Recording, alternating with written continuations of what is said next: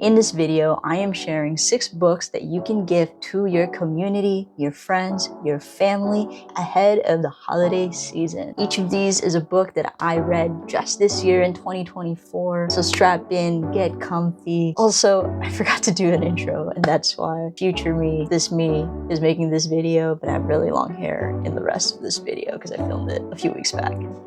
Give this book to the overthinker of your life to prove our family's sacrifices were worth it. The humanity from which we must see our family members, even if we want them to be perfect. Hey folks, my name is Vin. I use they, them, theirs pronouns, and this is the Venn diagram, which is dedicated to the intersection of my life experiences. I cover self-development, harmonize emotional intelligence, and ambition. But before I get into it, would you be willing to hit that subscribe button? Because that would really help the channel.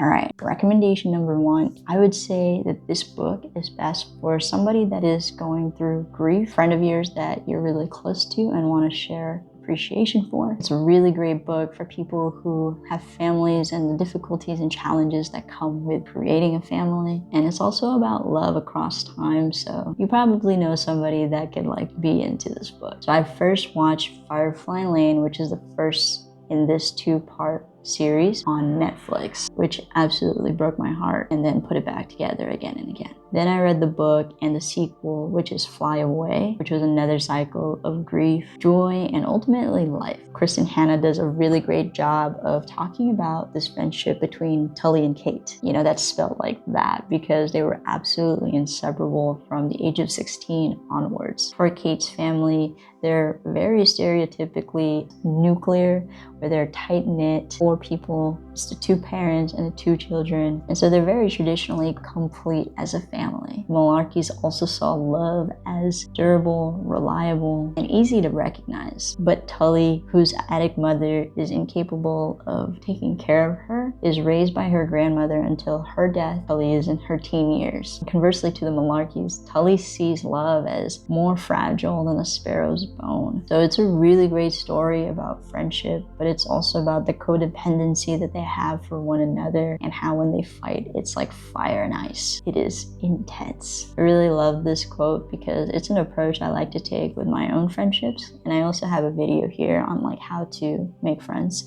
and define your inner circle. But the quote is, meeting Kate had changed her life, and all because they dared to reach out for each other and dared to say, I want to be your friend. Ultimately though, what I love most about this show, what I love most about this book, is that it traversed time. You see these girls become women from the age of 16 to in their 40s. It just ultimately tells an incredible story of how love should be felt, which is fully. So this book is really for somebody that you know, that you care about, and want to share appreciation for your friendship.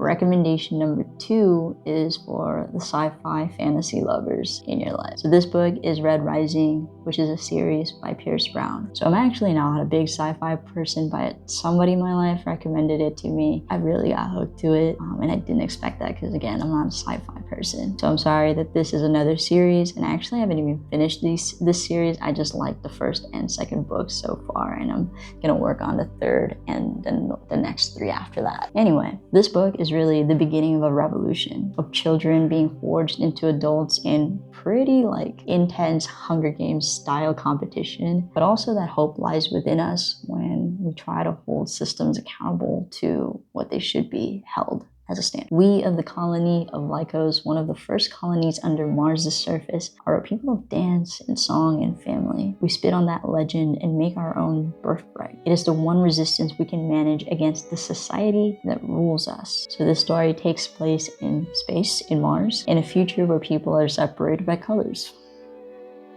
Who would have thought? And those colors are their roles in society. Again, who would have thought? And honestly, I think this book really hit me because I'm going through a pretty intense period of my life, and I just need this inner turmoil and desire for justice to be validated through a story. And this story just happened to land in my lap at the right time. I was forged in the bowels of this hard world, sharpened by hate, strengthened by love. So I'm on the second book, and I'll let you know how that goes, but I definitely recommend this for anybody that is into sci-fi, just wants an epic adventure of accomplishing a great feat.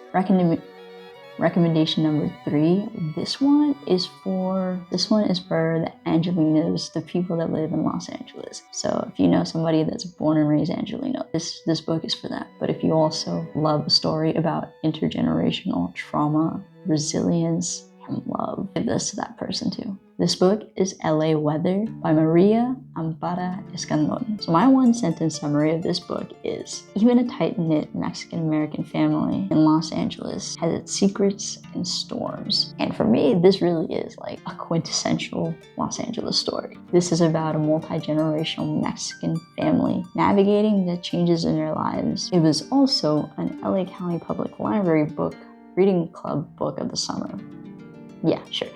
And so they had like unlimited copies for like 2 months of this book on Libby, which is what I use to read all my books for free. It seemed to her that each member of her family was a top spinning on a service by itself, unencumbered by what the other tops were doing or where they were going. So the mother of the story, she laments this quote very early on in the book, which is an observation on how tightly knit she sees the family, but really how individualized they've become as they've grown older, as their families have expanded, as they've like moved out and had life partners. So the story actually starts with the parents announcing that they're gonna go through a divorce, and their 3 daughters, full-grown adults, like refuse and like demand that they take 1 year to really figure it out and sort it through. And they are incredibly bold, but really that shows a lot of like what their parenting was like, that they raised such like independent and demanding young women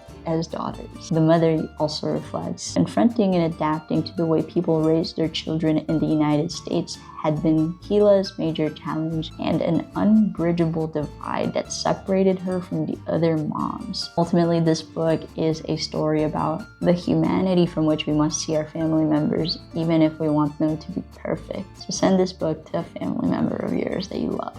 Recommendation number 4 is Daytripper by Gabriel and Fabio Moon. This was my favorite graphic novel, and I would say give this book to the overthinker of your life, the person that has way too many intrusive thoughts and anxieties about things that they can't actually control, because that's what this book is about. It's about this main character who goes through life, and each chapter of the book is a reimagining of him dying at different points of his life. So one is like him dying when he's 35, another is one where he's dying at 7. And it's really about surrendering to life. There are some things you control, but there are a lot of things that you can't. And one of them is death. And so give this book to that person that just thinks way too much about things and just needs to let life happen as it is. It's a truly well done book. Fleetingness of life, the assessment of what truly matters, and the acceptance that life goes on. Dreams are what get you through the world. Our dreams are offerings to the world too.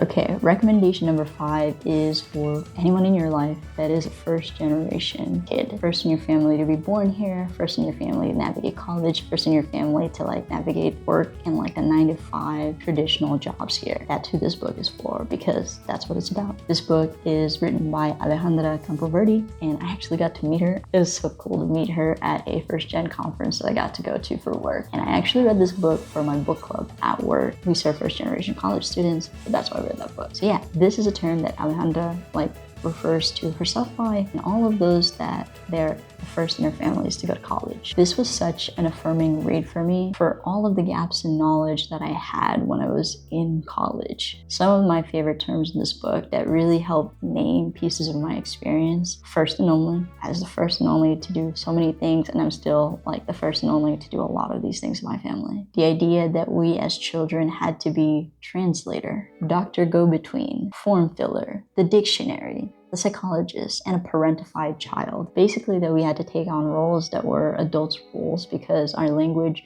capabilities were better than our parents. You know, things that we had to do that made us more mature really quickly, like being able to fill out forms and do all of that admin at a very young age because, again, language was a barrier. Another term I really loved was the lonely hustle, which is that like this chasm or space between experiences we share with our family and loved ones, it becomes wider and wider, and our relentless drive to advance becomes less and less relatable to our family because no one else has done it. I feel this especially because most of my family is still in the Philippines, and my experience is vastly different from theirs. So my family seldom understands these experiences that I have and will continue to have. This term is breakaway guilt, which is like the self-consciousness of having more financial security and agency in your life than our loved ones. And it also brings with it like this responsibility to prove our family's sacrifices were worth it. I'm still grappling with that term all the time because I'm always going to be different from my family members. We're not going to see eye to eye on things. Like, we're obviously going to be family to each other forever. We're not going to like just get what day-to-day life looks like for each other, the decisions and all of the moral things that we believe in. We're just not going to be aligned because we don't have the same experience. But really, it's only other first-gen kids that understand that. There's so much good stuff in this book, and one of the best memoirs I read this year. Okay, recommendation number 6 is for the friend of yours that's really type A, very into self-development, very into productivity and like mindsets and all of that. And also, I think this would be a great recommendation for anyone you know that you want to encourage to tell more stories through poetry, videos, speeches, what have you. This is just an overall fantastic book. So this is my favorite self-development book of the year, and I also have a deep dive of this book, and I'll put that right there as well. So this book is Storyworthy by Matthew Dix. He is my favorite storyteller that I found on the internet. This book is basically just a really thorough guide on how to tell better stories and an affirmation that your life already is storyworthy. Your life doesn't have to have like super exciting things happening all the time for it to be storyworthy, for it to be meaningful, for it to be reflected on and learned from. Storytelling is not about a roller coaster ride. It's about bridging the gap between you and another person, creating a space of authenticity, vulnerability, and universal truth. You know, he talks about stories being a point of relation between you and another person because we can learn so much from sharing our day-to-day humilities and failures with one another. Storytellers seek to constantly make meaning from their lives. We contextualize events, find satisfying endings to periods of our lives, and struggle to explain how our lives make sense and fit into a larger story. For me, in this period of my life, from, you know, if you've seen any of my videos in the last year, I'm just trying to make content out of the things that I learn, and hopefully it helps people and it teaches them something new. I also want people to feel seen because of who I am as an immigrant, as a person of color, as a queer and trans individual, because, you know, YouTube is filled with a lot of like white males. No offense, you know, it's just a fact. So I really hope to just continue to show up and make useful content for folks. So that is my gift guide for 2024, and hopefully you share one of these books with a good person in your life. Let me know in the comments what other videos you want me to make. Have a good one, and do take care of yourself this holiday season. Thanks for watching to the end of the video, and I'll see you in the next video.